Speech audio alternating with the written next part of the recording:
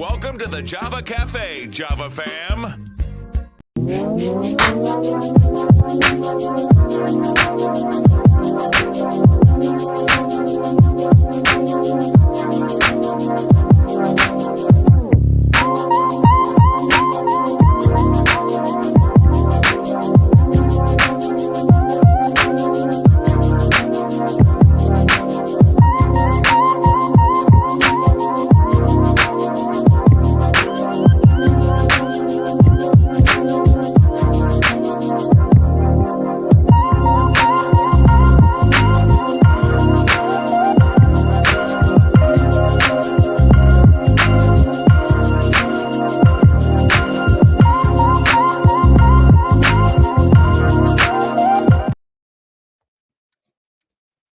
Good morning.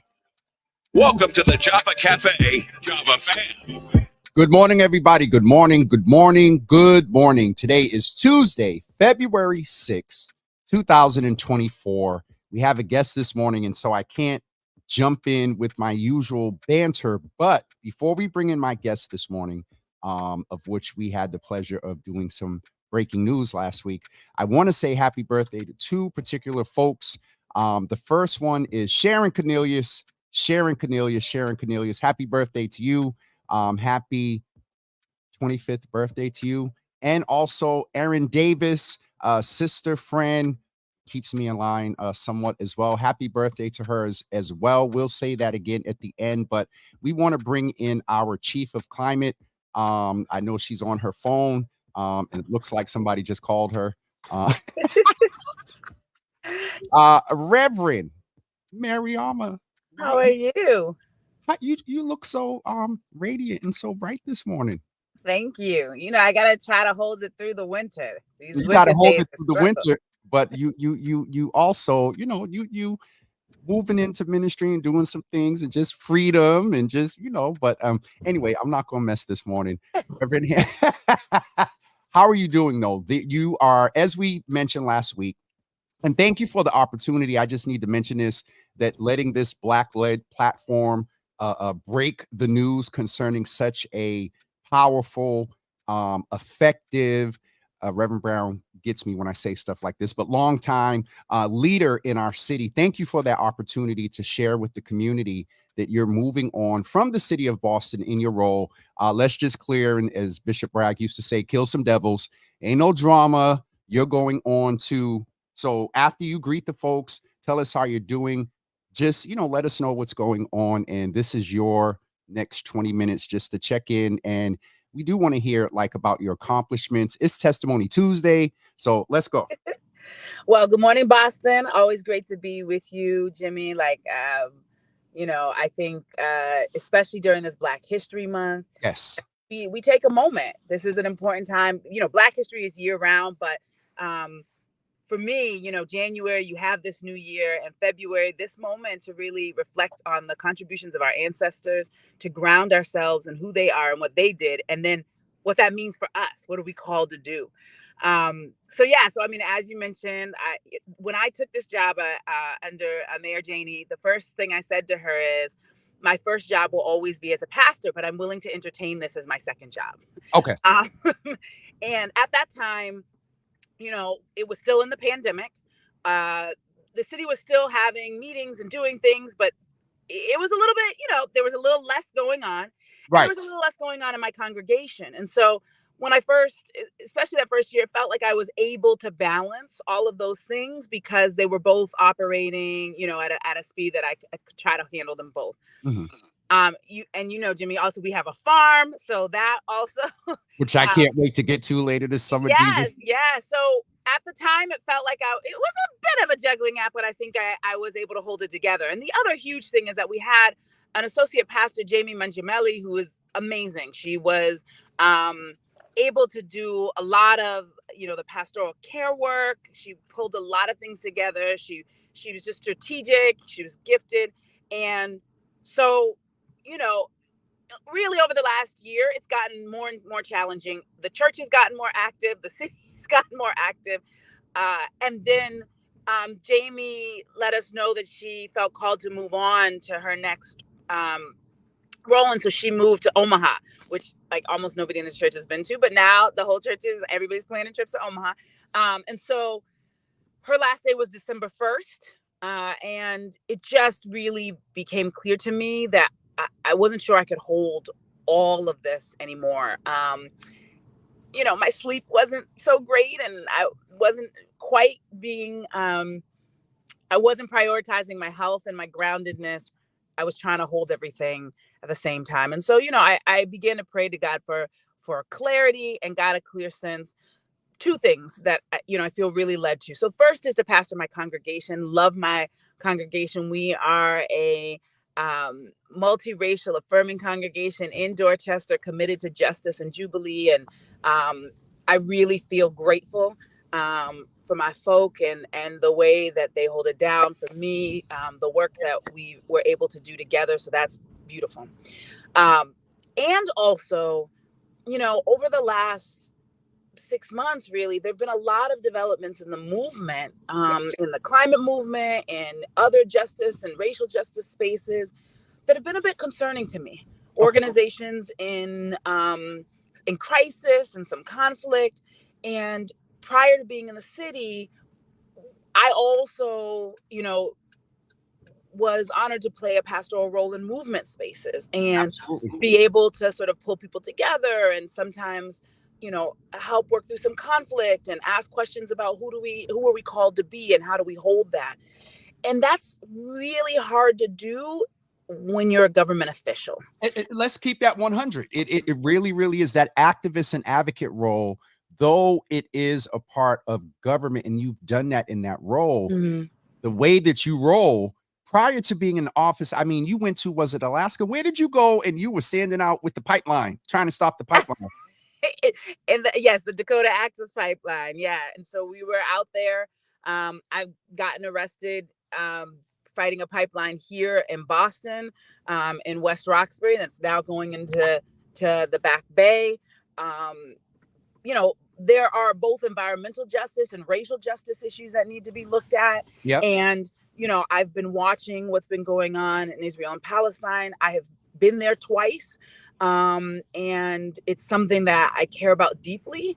And in this role, it's just hard to also weigh in and be engaged on some of those activist pieces that I also feel are an important part of what God has called me to. So I've been honored to serve. I mean, I've been really grateful over these last years.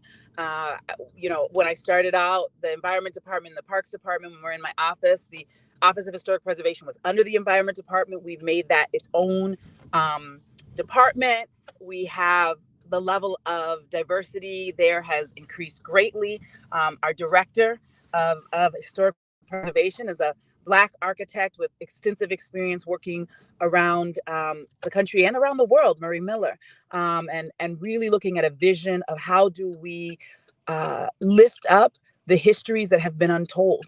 Some people have been able to come out to Faneuil Hall and see the exhibit there around the history of enslaved people in Boston. I've been really grateful to work with the archaeology team and amplify that. And I know they will continue to do great things. I know there are grant applications we have in the works that we're doing with some of the Native American communities here in Boston. And I've worked hard with the team to try to support them as they have passed more landmarks than we ever have in such a short period of time.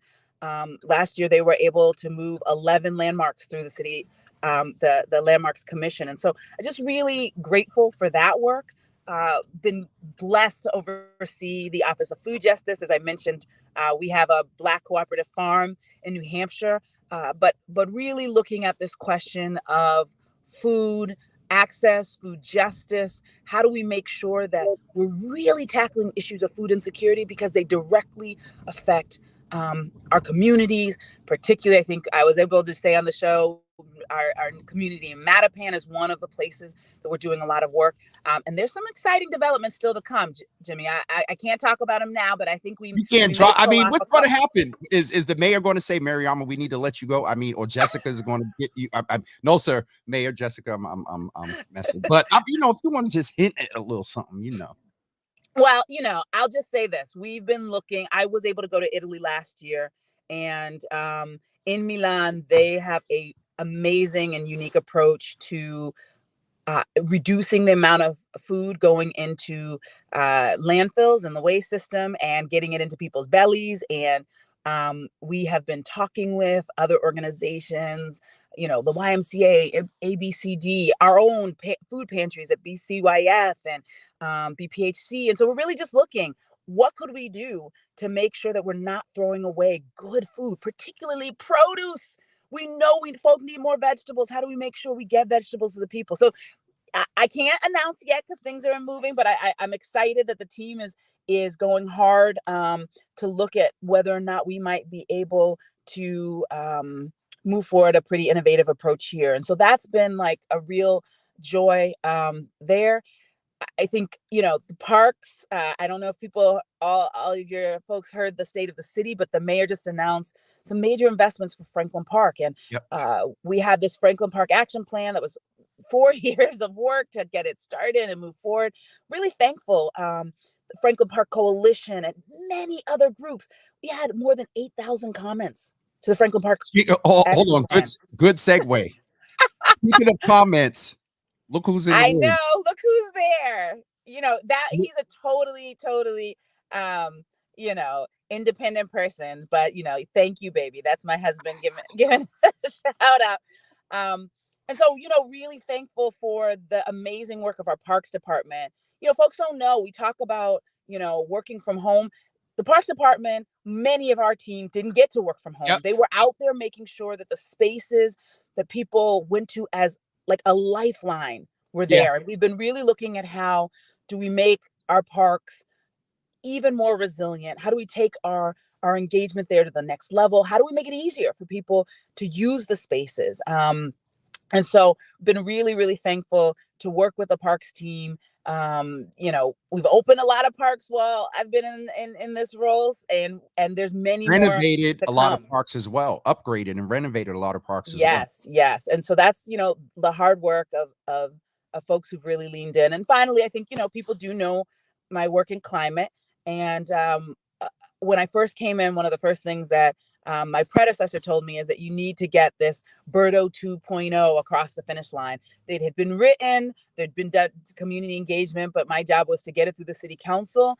And then we've really been engaging over the last almost 2 years. What was it again, Chief? Birdo is the Building Emissions Reduction and Disclosure Ordinance. It is it's an ordinance that's focused on getting all of the buildings over 20,000 square feet in the city of Boston to net zero by 2050.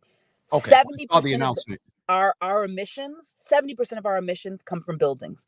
When we heat them, when the way we're using water in our buildings, when the way we're lighting our buildings, that's where Boston's main contribution to climate change is.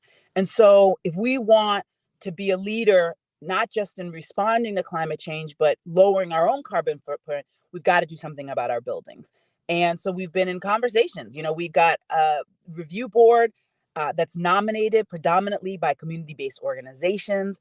Our review board looks and is more diverse than you would see. I mean, I'd put us up against anywhere in the country. I'd put us up against almost many other commissions. The level of diversity that we have and the level of expertise that people are bringing, both to how folks are impacted on the ground, but also what it means to run a building. We've got folks that are doing affordable housing. We've got it's just a wide range. And it's a really powerful group. And I'm really grateful for the folks that take the time to serve there. So we had 3 rounds of regulations. We passed the last set of regulations on December 20th. Got a few little things to close out, but Birdo was one of the things I carried from the beginning to the end of my time. And then the other, pretty big thing I'm proud of is Power Core. That is my joy. When I first came in, I told Mayor Janey in our first conversation that green jobs was a real important piece for me. I've been involved in the Green New Deal work for really since it started, and have felt like we needed to make sure that this climate crisis is not just a crisis, but it's also an opportunity. It's an opportunity for folks who have not received a lot of the prosperity that's been flowing through Boston to be able to get in. And so we started off really focused on trees. How do we train our people, our Roxbury, Dorchester, East Boston, Roxbury, how do we get them out working on trees? And so we've trained, there's 3 cohorts now. It's just beautiful to see our folks out planting, our folks out pruning, our folks being out in the community, removing invasive species so we can return some of our spaces back to active recreation. And so that's been a huge thing. And now they're working on building systems. So building systems that really focus on energy, the smart building systems that actually allow buildings to reduce the amount of energy that they're using. So because of Birdo, we're making all of our buildings get more efficient, get smarter, do things differently. But they need the accompanying workforce that knows how to run all those new systems that they're putting in. And we want them to have it. And we want them to have our young people, people coming out of BPS, our young people who are brilliant and often haven't been given the opportunity to shine. And so we've been in a partnership with RCC where they've been training at RCC, and then they have internships downtown often at some of these big buildings. We got interns at City Hall, interns at Boston Properties, interns at a number of our hospitals, learning how to use these systems and getting on the track to good jobs. We're talking jobs that start in the $60,000 and $70,000, jobs that you can continue your education and move up. This is what we want for our young people, and really grateful. I got some of them working. Like one of them, I just checked in. One of them is in our parks department. He's doing a great job, Tariq. He's about to go out and flyer for a parks event, but really having the opportunity to see how this green revolution hits the ground in our communities and our neighborhoods, and lifts them up. So, I'm thankful. I've been honored to serve. I've got about 2.5 more months to go. I'm trying to close some things up. We got a few more announcements coming. Hopefully they'll come through and we'll be able to share some more. But, I've been blessed, and I am very much looking forward to a slightly different pace. A slightly different pace and a voice that is, and in all, this is no disparaging remark. Moving in government is just very different, especially being a Black woman today, and especially moving in the space of climate. I only have a few more minutes with you, and I want to do sort of a quick round and ask you a few things.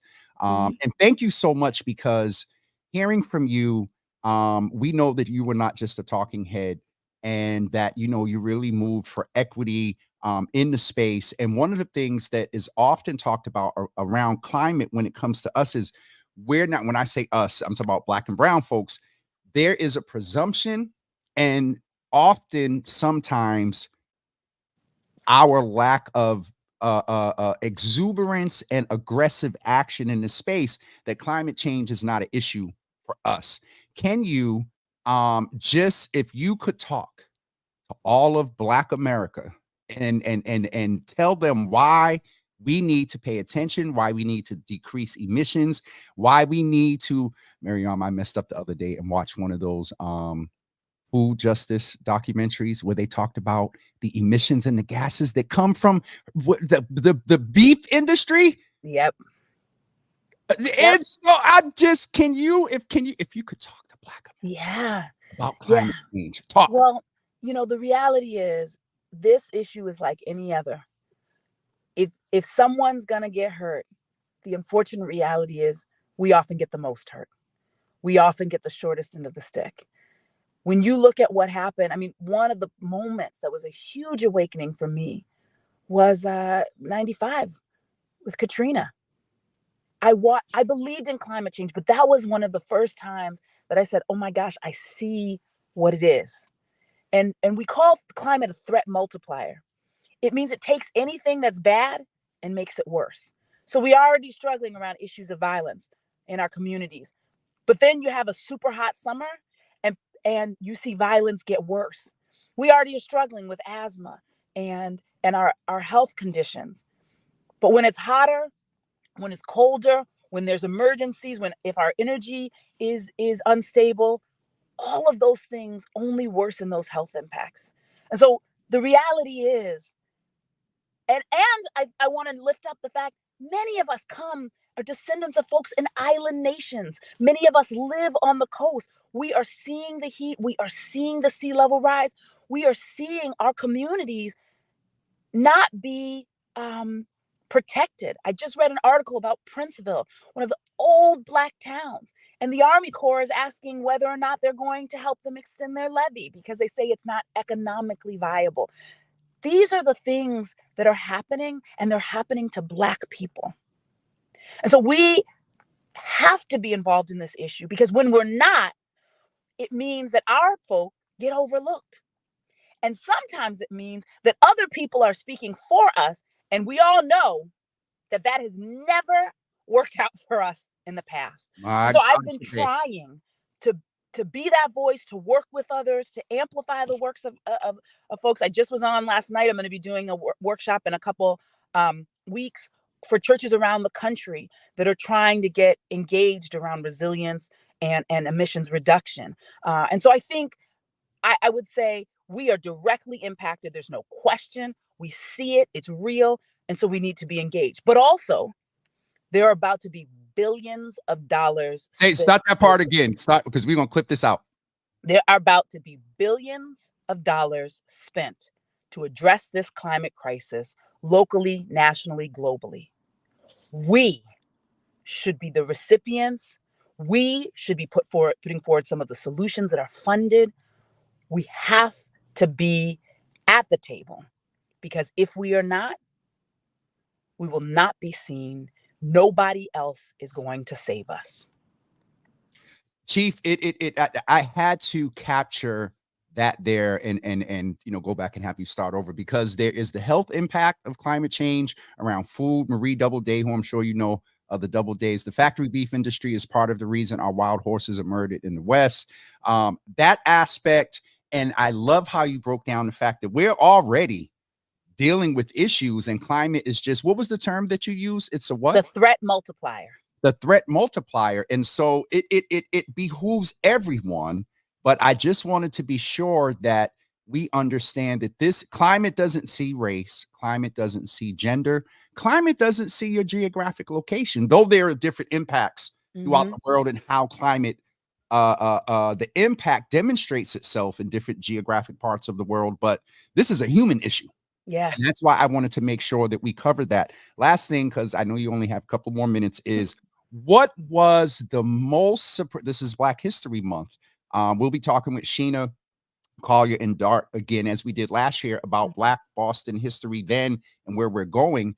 And Dart shared a lot in that in-person event about the North End, the graveyard there, and just what was the number one thing where you sat in your office or on site and you learned a fact, one of those trivial sort of, but important, trivial things about a Black person in Boston, where you sat for 2 minutes and was like, what's the first thing that comes to mind?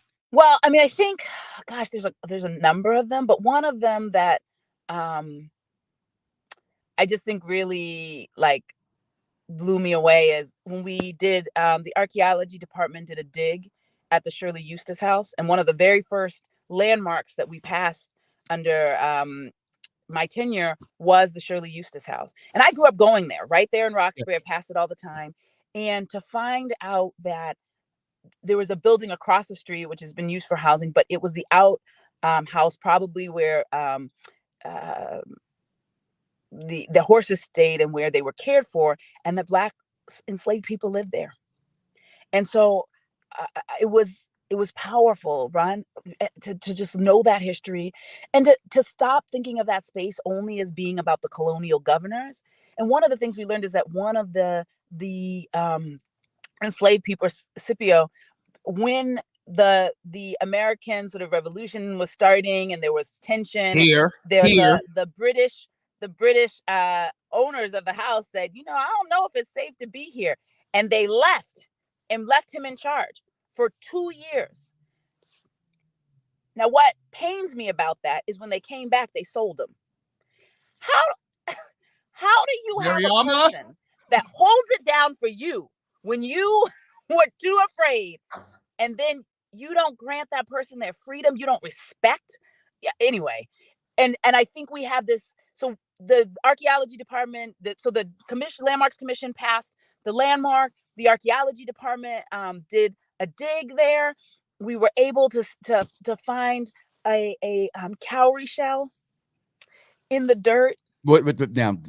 School me. So What, cowrie shells is that from a gun? are popular in West Africa. They were used in many instances as currency in West Africa. Okay. And so people would have carried it as a treasured artifact. And they would have brought it with them from Africa, the continent to here. And to find it there in the dirt was so powerful. And what I remember is we had that finding. And later that week, one of my members of my congregation, Jija, who runs an event called Black Cotton Club, they were hosting it at the Shirley Eustace House and the Carriage House on the other side. And so folks were there and were sort of leaning in, and that we were in a circle and doing a beat circle, and folk were leaning in and singing. And I said to them, the ancestors are here. And they're not just here because we're here, they're here because they were here before. And I was able to share with people what the archaeology team had found. And so it was just this powerful moment. And then a sister came up to me and said, wow, I didn't know that. I want to learn more. I said, okay, we made some connections. And she decided to organize a Juneteenth event at the Shirley Eustace House. Is that Sister Vanya? Vanya, yes. Yes. So Vanya decided to organize this which event. was huge. Yep. She reached out to the folks at the Shirley Eustace House. They were excited. And, so much love, Jimmy. I thought I was going to go there. They invited me to speak. I said, oh, of course I'll come. I thought I was going to go. It was going to be a few people. But, it's the first one. I thought it would go. It was beautiful. So much Black love, families there, people of all ages. You had your elders, you had your little kids, the people, and people drawing, people playing, the little basketball going on the side, people spending time in the house, people learning about the history. We had a moment where we spoke the names. Rev Miranda, who grew up, and now Senator Miranda, who grew up in that neighborhood, was able to speak about what it meant to her to see the enslaved people acknowledged down the street from where she grew up. And it's just the way this is all able to come back together. We've got to lift up and know our history. And it has been hidden from us too long. And I've just been and currently I'm sorry, but when you said hidden from us too long, there's now efforts to keep it hid. If excuse the vernacular. Let me tell you, don't even have me get started. No, I am the last all around the country. Well, don't say Florida right now because I'm a contributor to Florida's economy. But no, but it's crazy. We don't want to tell the truth about what has happened, and so I've just been thankful because let's be clear, the team was working on this before I got there, right? They were committed to this. But they hadn't gotten the shine that they deserved. 1, 2, there were more voices we needed to bring in. And so we have more folk of color now part of that Office of Historic Preservation. And one of the things I've really tried to do is make sure that the community is pulled in, make sure that they know. And so, I am going to officially leave this role, but I'm not leaving Boston. This is my home. I love this place. And I will continue to big up the contributions and to help make the connections because it's so vitally important. I'm looking forward this year. We will do it again. Last year, we started for the first time a reading of the names at Faneuil Hall. We gathered and we read the names of all of the enslaved people for whom we could find names. And there have been even more people added. So this year, we will read the names again with more names in the mix. And so I encourage people, if you know the names, if you've found the history, if you want to help support the archaeology team in this work, they're also connecting with other folks who are uncovering that hidden history. But it's been an honor. How you just gonna cut it and end it like that? It's been an honor. You can't really say too much after that. Last, I promise. Last thing. You name the fact that you're a Black woman, and there's so much going on, hiding our history, and just what you've seen with the attacks of the mayor, Dr. Gay. and Thaddeus is in the room, and so I had this thought. Can you speak to the importance of maintaining your Black joy as a Black woman? And then I promise that's the last one. We'll let you go. Yes, yes. I mean, that is part of the reason that I'm transitioning. Like, the reality is, I am so grateful to serve, but you can't pour out into other folk if you don't make sure that you are strong and grounded. And I try to find a place to laugh every day. I see so much beauty. And I think that's one of the things is that sometimes we are drawn to all the negative. And I'm not saying we don't have to pay attention, but to really be grateful, and particularly in this month, to look at how much our people have contributed with so much that they were up against. And who are we not to be grateful and joyful? Because we come from folk who do not shrink back. We come from folks who have found a way to survive. We come from folks who have found a way to make beauty out of some of the most challenging situations. Our music, our art, our culture, our spirituality, these are manifestations of joy that we have to hold on to. Because if we don't, there is no chance we are going to be able to continue to contribute, to continue to push back on systems of oppression and depression that really are also, they're very real. And so I don't hide from those things. I'm not saying, I don't do the whole, I'm just too blessed to be stressed. We got to keep it real. We got to talk honestly, because some of us are really struggling. All of us are struggling at some time. But if we only stay in the struggle, we lose an important part of the story, because there is always also joy. Okay. I said that was going to be, and whoever's driving you, thank you for their patience. And hopefully I haven't made you late for meeting Jesus. It's all good. I'm going to speak to an assembly of young people. So well, get off of here then. We can't make you late for the babies, Jesus. Reverend, thank you. Salute for all you've done and all that you will continue to do. And make sure you tune in tomorrow, because we're going to have the mayor give some salutations to you tomorrow as well. Okay. Well, I'll sign on. All right. Good to see you. Oh, and Jimmy, I'm going to be scuba diving tomorrow at the New England Aquarium. So, I'll send you some pictures. Shout out to the Boston Waterfront Coalition. Mariama was at our first ICA event. Yes. And we're going to be in the tank. They're opening a new carbon exhibit. Yes. I thought you meant in Boston. I thought you meant in Boston Harbor. Boston Harbor in February? I'm just saying, you're in the climate and all that and adventurous. I'm in the climate, but I'm still Black. I ain't jumping in the Boston Harbor in February. You just made me get a Charlie horse. Gary, but I will be in the tank. I will be in the tank, and we'll share it out. So we may live tweet and share a little video. So well, tag me if you do that. Get into them babies, and we'll talk soon. All right, talk to you. All right, thanks so much. Yo, I went to stretch. Ooh. Okay, excuse me. All right, I think I can move my leg back. Oh, all right. That ain't never happened before. Oh, all right. Where were we? Yeah. So tomorrow morning, Mayor Wu will be with us at 9 a.m. We're going to check in with her as we do every month.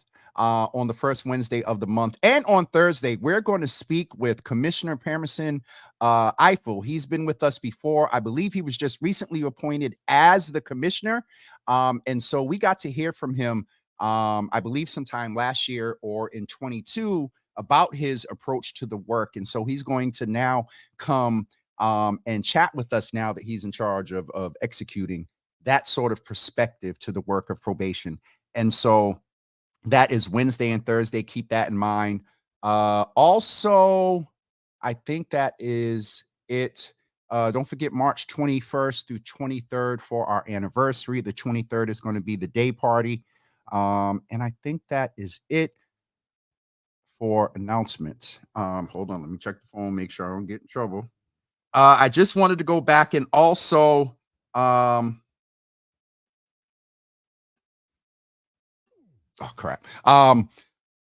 Also, again, want to extend birthday salutations to both Aaron Davis, almost said Douglas, Jesus, Aaron Davis, and also Sharon Cornelius. Sharon Cornelius, happy birthday to both of you. For those of you that are just jumping in and did not wish them happy birthdays as of yet, please do so. Dalita, good to see you in the room, sister. Listen, I went to stretch and laugh. My leg said, yeah. All right, I think I'm good. Don't stay in. Thaddeus, I thought about you when she said that. You got to step out, and thank you for the. I got to go back and actually cut and paste that. Thank you for your comment yesterday. Domingos. All right, I think I'm I think I got everybody. So I think we're good. We will see you guys tomorrow morning at 9 a.m. Yeah, that is it. I got a feeling I'm forgetting something, but we'll figure it out. All right. Have a great day, everybody. And we shall talk to you soon. Thank you for tuning in this morning. And if you did not comment, go in the comments, tag Reverend Mariama White-Hammond, and just express your appreciation for everything that she has done for our community and all that she spoke to. We'll see you guys tomorrow morning at 9 a.m. Have a great day, everybody. Peace.